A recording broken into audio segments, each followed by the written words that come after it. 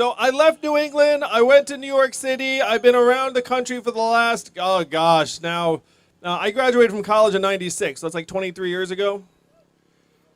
I've been all over, and now I'm back. I'm back with you here in Boston because we need a revolution, and we know where revolutions start. Where do they start? Boston! That's right. This place is the seat of the revolution. What kind of revolution do we need? We need a revolution of reason. A revolution of facts. And so I came out to run for president in large part because our country does not know what is happening to it. It's looking for an explanation. I'm running to help America understand that it is not immigrants that are causing problems around the country. Am I right, Boston? We have to help this country answer the question of our time, and the question is this: why is Donald Trump our president? Really, you all remember that night in 2016, you had the TV on and you were like, holy shit, we're doing this thing? You went to sleep, you were like, is that still real? Maybe all the states flipped while I was in bed, and then you were like, oh, it really did happen. Remember that? I mean, how many people cried? Some people cried, for sure. There were tears. Some of you tried to talk yourself into it for like half a second. You're like, maybe this won't be that terrible. And it took us about a day to be like, oh, it's actually pretty terrible. And unfortunately, the country then devolved into confusion as to why he won. If you turned on cable news broadcasts, why would you think that Donald Trump's our president today? Russia. What else? FBI. Emails. Facebook. Mitch McConnell. Hillary Clinton. You know, there's a whole cocktail of reasons that the press has put out there, but they haven't dug into the numbers. And the numbers have a very, math, thank you. I dug into the numbers, and the numbers tell a very clear and distinct story. The numbers say that the reason why Donald Trump is our president is that we automated away 4 million manufacturing jobs in Ohio, Michigan, Pennsylvania, Wisconsin, Iowa. And if those states sound familiar to you, those are all the swing states that Donald Trump needed to win and did win. And now, what happened to those jobs, we are now going to do to the retail jobs, the call center jobs, the fast food jobs, the truck driving jobs, and on throughout the economy. We're in the midst of what experts are calling the fourth industrial revolution. When's the last time you heard a politician say fourth industrial revolution? Just now. And I am barely a politician. So when I go around the country, I ask people, do you notice stores closing where you work and live? How many of you notice stores closing where you work and live, retail? And you all live in Boston, the Boston area, which is one of the most prosperous areas in the country. If anyone's going to keep their Main Street stores open, it's you all. But even your Main Street stores are starting to close. And why are they closing? Amazon, that's right. Amazon's like a giant black hole sucking out $20 billion in business every single year. How much did Amazon pay in taxes last year? 0. That's right. That's the math, Boston. 20 billion out. 20 billion out. 0 back. And then the communities are looking around me like, where'd the money go? Where'd the money go? The money went over to Jeff Bezos and the gang. They paid 0 in taxes, and I just want you all to imagine the scene when the accountants and the CFO all come into Jeff's office in Seattle and say, hey, Jeff, great news, we're paying 0 in taxes again. And what does Jeff do? Jeff goes to his vault in the back of his office, takes bags of gold coins, gives them to each of them. They count the gold, they throw them in their vehicles, they drive home, and they act like Scrooge McDuck and do little bats and little vaults of gold coins, right? That's the scene. And this is not their fault. They're just doing their jobs. Whose fault is it that Amazon's paying 0 in taxes? Our fault. It's the government's fault. How dumb do you have to be to have a $1 trillion tech company pay 0 in taxes, less than everyone here in this field today? How can I say with confidence that Amazon paid less in taxes than each and every one of you? Because there's no number less than 0. Unless it's negative, unless they just start giving you money, which is sort of my plan. Am I right, Boston? So Amazon's closing these stores and malls, 30% of stores and malls closing. The most common job in America is a retail clerk. The average retail clerk's a 39-year-old woman making between $9 and $11 an hour. What is she going to do when her store closes? When you all call a customer service line and you get the software, what do? You go 000 human representative until you get someone, right? Who does that? Raise your hand. Yeah, I do that too. That is the human thing to do. But in 2 or 3 short years, the software is going to sound like this. Hey, Andrew, how's it going? What can I do for you?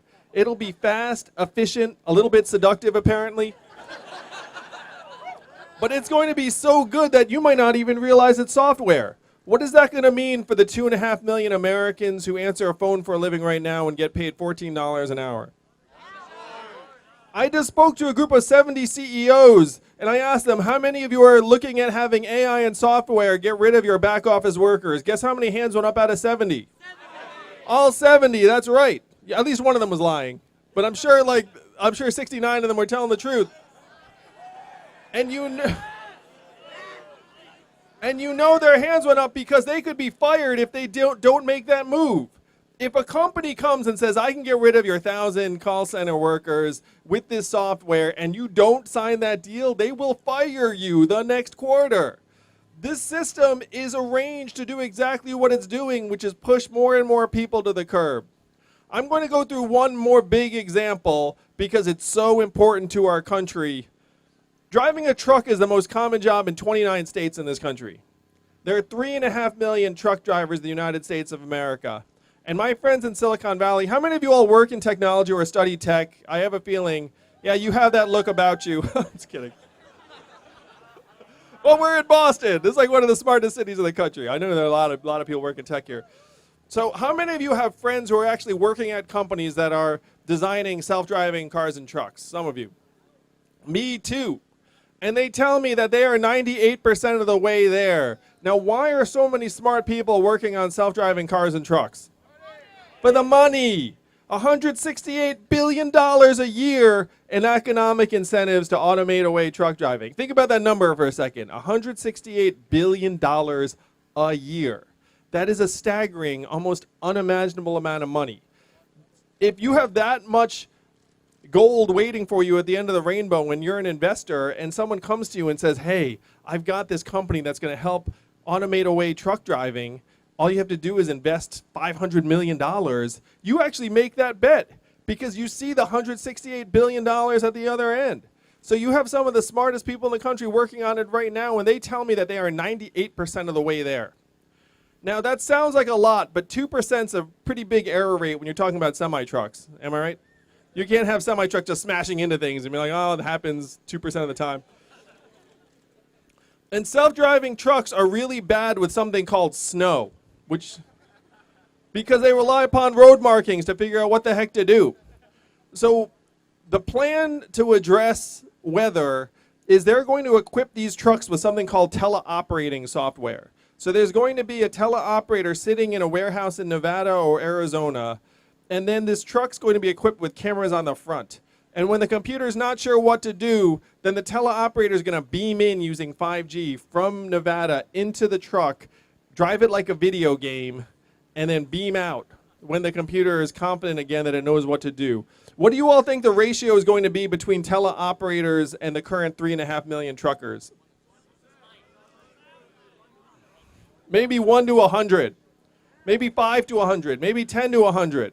So this is the future. This is the future that my friends are designing right now. What is that going to mean for the 3.5 million truckers or the 7 million Americans who work in a truck stop, motel, or diner that rely upon the truckers getting out and having a meal?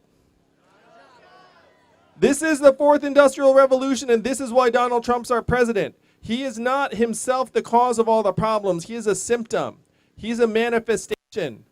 We're in the midst of the greatest transformation in the history of our country, and our fellow citizens do not understand it. So my first move when I dug through the numbers was not to run for president, because I'm not crazy. My first move was to go to, it's true, I'm a pretty ordinary guy for a presidential candidate, who right now is 6th in the polls, Boston. Too. So you're, I still can't believe it. How much does college cost you all nowadays?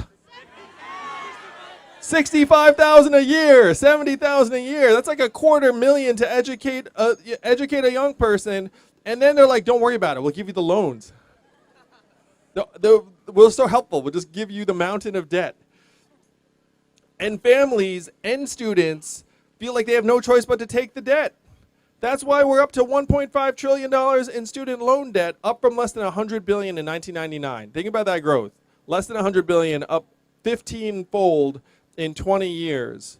And so when someone looks at that and says, you made the choice, it's your fault, I'd call bullshit on that. Is why has college gotten 2.5 times more expensive since when I went to college? It has not gotten 2.5 times better. Hate to break it to you. They didn't like upgrade the heck out of your education where you're all like 2.5 times smarter than like people my age. It's pretty much the same education, but it just got a lot more expensive. And so we have to help get the cost down. We have to forgive a lot of the student loan debt. So these are the measurements of the 21st century economy. And I will be the first president to use a PowerPoint at the State of the Union and present to you all how we're doing.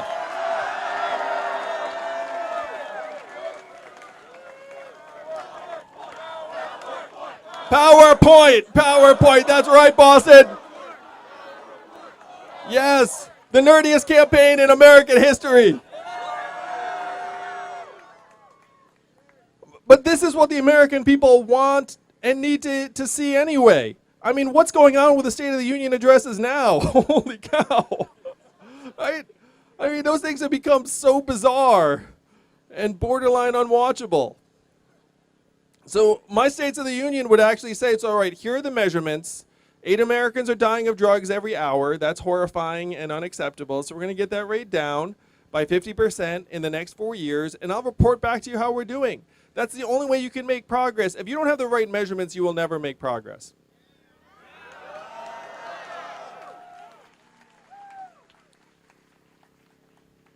Now, how many of you watched the debate where I staked out the new 3rd position on climate change out of Detroit? You remember that?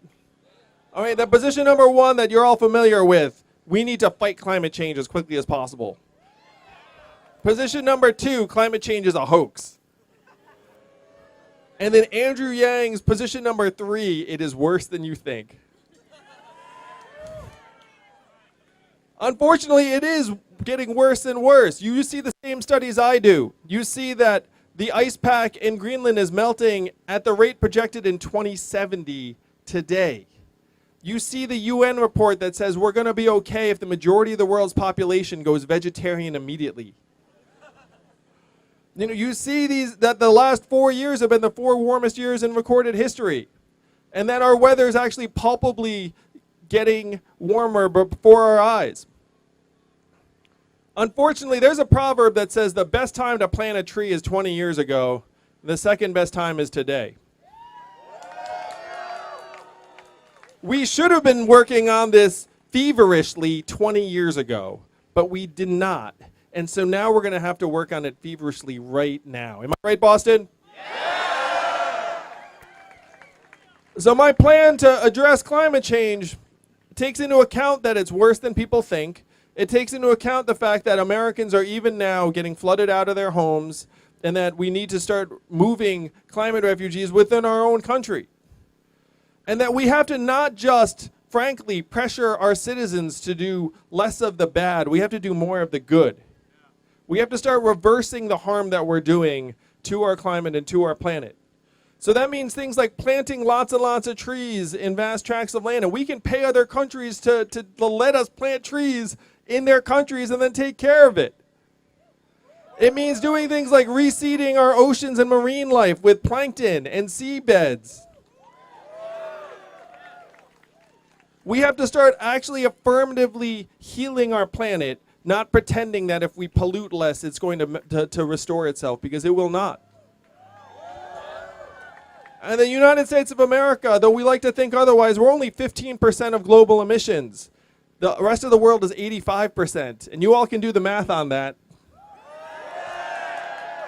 So we have to go to the rest of the world and say, look, that coal-burning plant you have, we've got wind turbines for you. We've got solar panels. This has to be a global competition where we make it easier for the rest of the world to go green, because other than that, all of our straws and recycling and composting will not do the trick. We have to solve the real problems. We have to get smart. We have to start doing the math.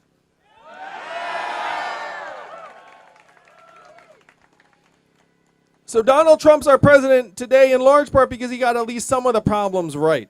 And what did he say in 2016? He said we're going to make America great again. I know it seems like a long time ago now. It's only 3 years ago. What did Hillary Clinton say in response? America's already great. And that did not quite work out for us. We have to own the problems, but then we have to present real solutions. Donald Trump's solutions were unfortunately garbage and nonsense. What did he say? We're going to build a wall. We're going to turn the clock back. We're going to bring the old jobs back, and we have to do the opposite of all of these things. We have to turn the clock forward. Forward. We have to accelerate our economy and society as quickly as possible. We have to evolve in the way we think about work and value.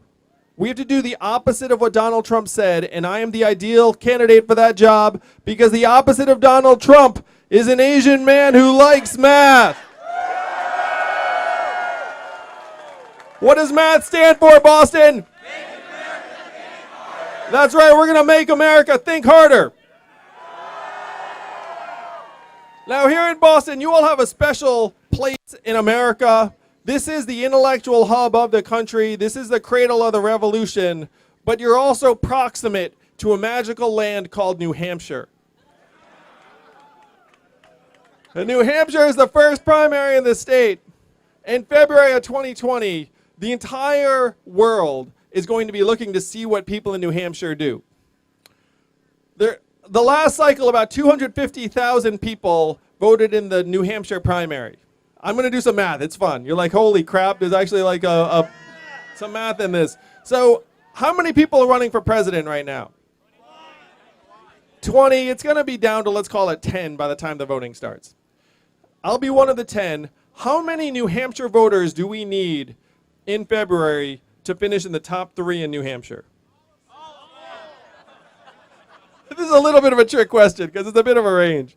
But to give you an order of magnitude, you're looking at something like 60,000 voters would put you in the top 2 or 3 in all likelihood in New Hampshire. So everything I'm talking about, there are some people here in this crowd right now that were like, this sounds fantastic.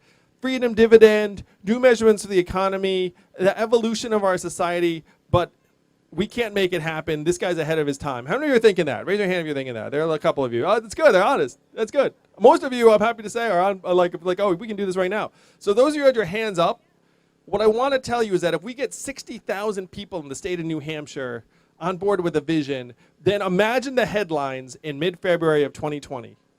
Think about that.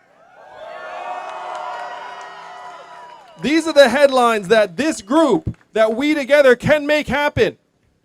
We get 60,000 people in New Hampshire to vote for a vision of a trickle-up economy that catches fire with the rest of the country, then everything becomes real very, very quickly. There is nothing stopping the majority of citizens of a democracy from voting ourselves a dividend. Nothing at all. And when people wake up to that reality, they're like, wait, we can do that? We can do that? Oh, we can do that. We can do that. And then we're going to let the folks in New Hampshire know that we can do that. And then when they plant that flag, the entire country is going to say, what just happened? Andrew Yang just beat who? What? The guy I saw on the TV who wanted to give me $1,000 a month? We can actually have that guy win and get that across the finish line? And that is the possibility. This is the revolution. You all are the lever. The people in New Hampshire are the lever, and you don't need much. You don't need much of a lever to move the mountain, because this democracy is ours. It's still ours for the taking. We have to take it back, unfortunately. Someone said we're running against the illusion of power, and that's true. I have been there. I've been with the leaders of our society on the biggest stages, in the machinery that's meant to run our country. And I will tell you all, point blank, it is worse than you think. You think it's like, oh, things are going badly. Oh, they're going really badly. And you get into the guts of the machine, and it does not look any better. It's going to have to be us, but we're up for it. Are you up for it, Boston? This is the group, this is the tribe that's going to take this vision to the rest of the country. I'm going to do some more math with you all. There are only two candidates. There are only two candidates in the Democratic field that 10% or more of Donald Trump voters say they would support. Which means there's one right there. Which means if I am the nominee, we will win. That is the math. If you look at the people who are prognosticating, making predictions, they say if Andrew Yang is the nominee, the Democrats win, hands down. They've looked at the data, they've looked at the polls, they've looked at the studies. I am peeling off tens of thousands of disaffected Donald Trump voters, of libertarians, some here, of independents. And you know the Democrats and progressives are going to be lined up to get Donald Trump out of there. We can build a much broader coalition to win this whole thing in 2020 and show the country that it is not left, it is not right, it is forward. Let's go, Boston, let's go. Thank you, Boston, let's go. Let's crowd surf this thing.